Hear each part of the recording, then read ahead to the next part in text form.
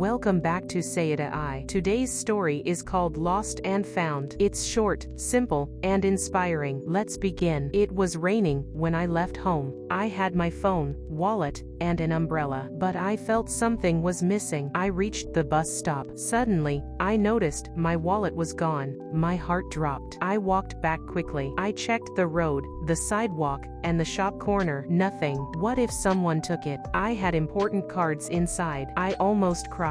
Then, an old man came towards me. "Did you drop this?" he asked, holding my wallet. My eyes widened. "Yes, that's mine," I said with joy. He smiled gently. "Be careful next time," he said. I thanked him again and again. That small act of kindness changed my day. Kind people still exist. I walked home with a smile. The rain had stopped. The world felt better. Thanks for watching Say It I. Have you ever lost something and got it back? Tell us in the comments.